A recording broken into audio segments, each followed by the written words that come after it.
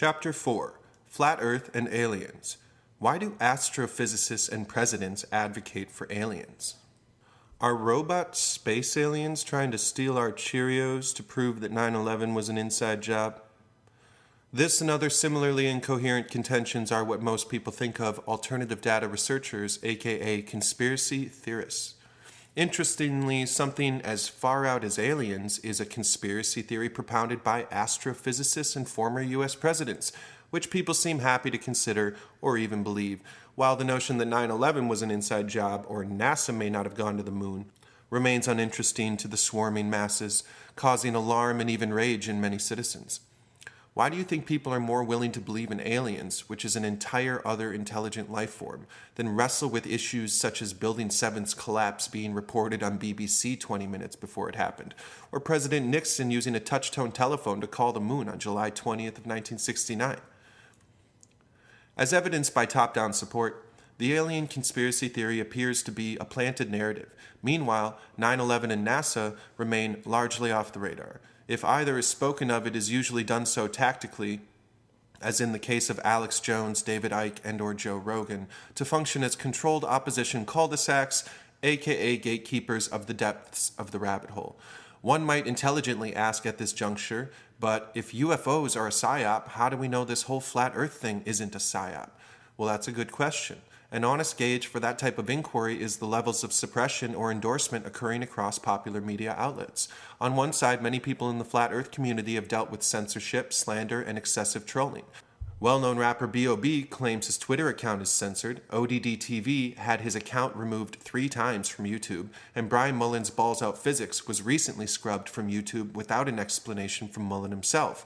According to a live stream by Jeranism on May 20th, 2017, trolls contacted Mullen's boss, which threatened his job security.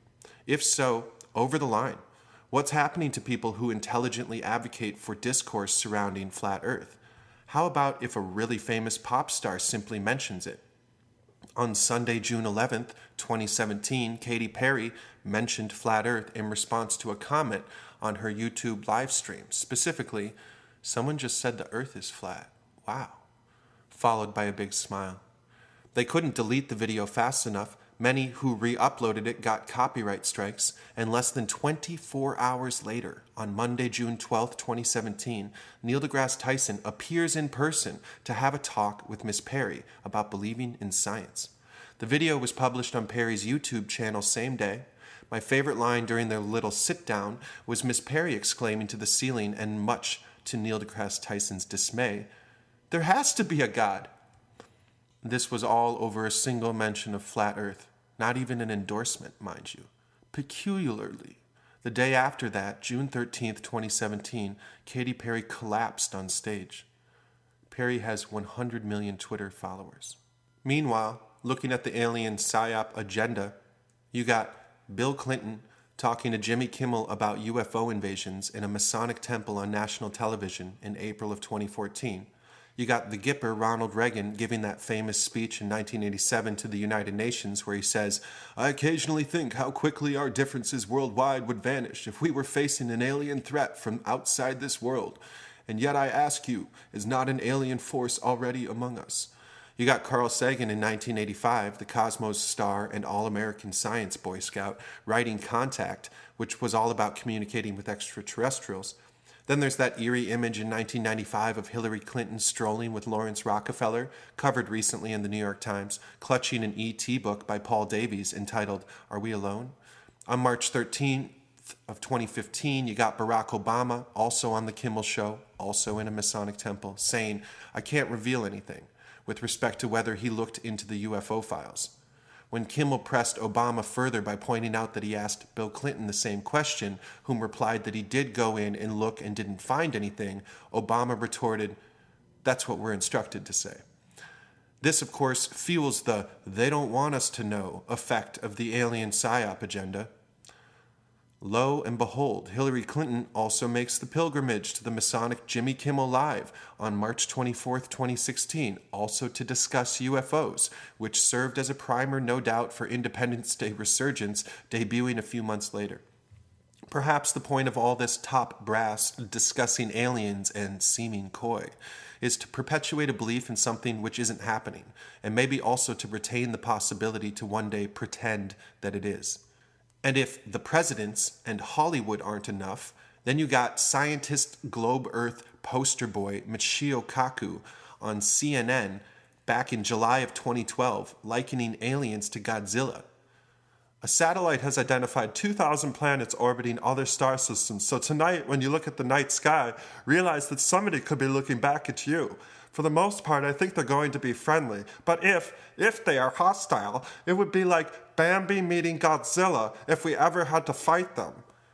Now, Kaku's logic isn't incorrect. He mentions an alien species capable of traversing millions of light years would have technology that could crush us, and he even suggested they probably wouldn't want to because why bother an anthill?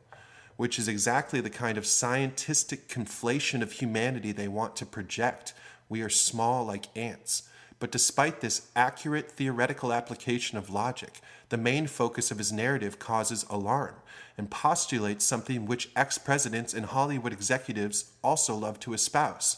On Fox News in October of 2015, Kaku said when asked by the host why the Kepler telescope went offline that the Kepler satellite which detected this object in space is offline because the gyroscope broke and cannot align itself. If you were a conspiracy theorist, you would say that when aliens found out we were on to them, they crippled our telescope so we can't get any more information. It's as if he's purposefully laying down the narrative he wishes to implant. Zooming out, there seem to be an awful lot of attributes being flung around to alien intelligences, not the least of which is this interest in the theme of an outside threat. Sure, an alien threat may unite us, but that doesn't mean it's likely.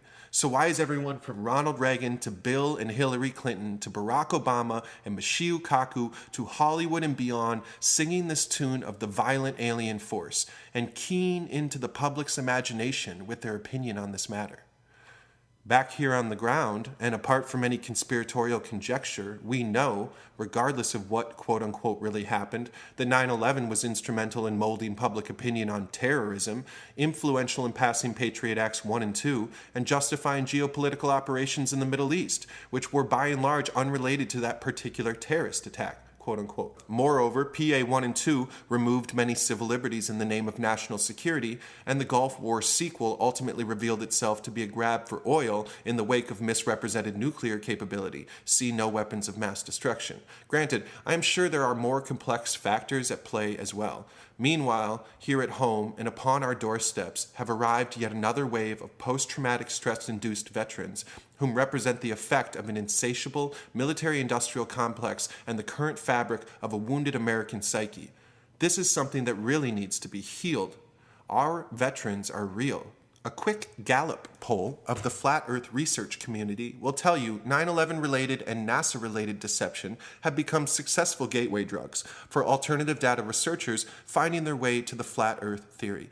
One of the more eloquent flat earthers is this guy named Dave Murphy, and he discusses his entrance to the conspiratorial realm. Murphy used to work as a computer programmer for investment bankers. He had the car, the toys, the life, but felt empty. According to an interview he did on Flat Earth and Other Hot Potatoes with Patricia Steer, Murphy said he actually turned down a job with Lehman Brothers, which worked on the 41st floor of the World Trade Center a month before 9/11 took place. The way Dave Murphy, aka allegedly Dave, got into this alternative set of research was by working out a basic physics equation with his daughter, who needed to calculate the time it should take an object of a particular mass to free fall from a particular height. Well, she got the correct answer, and Dave said, all right, let's do another one to make sure you know it extra well. So Dave suggested that she supposed the cannonball fell off of the World Trade Center, then how long until it hit the ground. Dave's daughter did the math and figured out it was about 10 seconds. A light went off in Dave's head, and he went back to look at the footage of the trade towers coming down. There he noticed that they too fell in about 10 seconds. It was an absolute freefall, the kind only possible through a removal of the base structures from the bottom before the higher structures near the top, which is to say by a controlled demolition.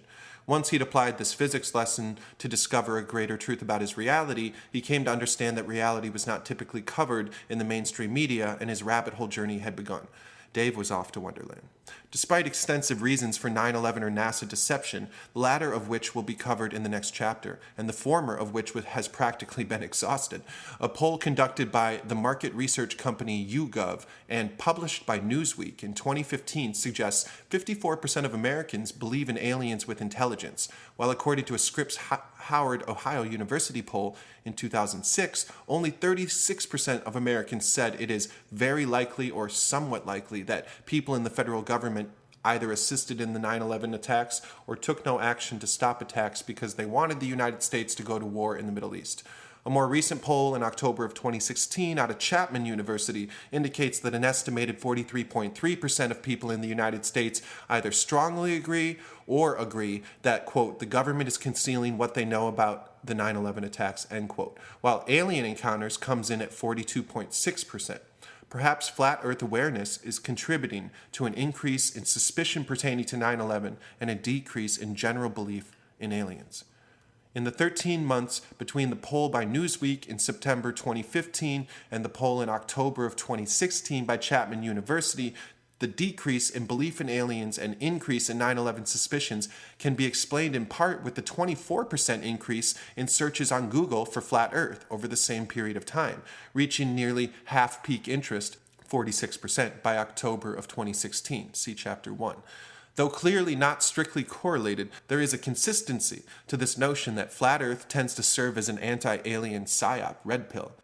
Granted, this does not presume there may not be intelligences greater than man or more complex, but rather critiques the manner in which such a narrative is trotted out and questions its purpose. Is Kaku's Godzilla reference not unsettlingly Hollywood? Why are theoretical physicists, presidents, and Hollywood execs reaching consensus on alien attacks?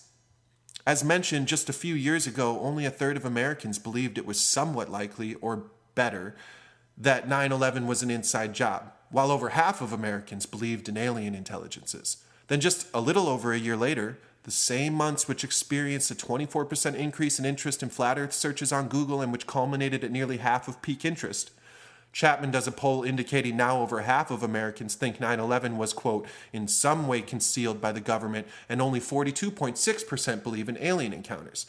Are we observing two contrary currents at work upon one another? It seems as one increases, the other is losing steam. By tracking the flow of this type of media information and the narratives it espouses and whom espouses them, we may be obtaining greater insight into the psyche of American sentiments. End of chapter 4. I play chess with that on the seeds of my open shores to beat pages in the dreams of XYD to Alpha Mega. One is on to tune it to, what to tune it to, what you tuning to, tuning to, tuning to. Ole ole lai, ole ole lai, silent silent night, silent silent night.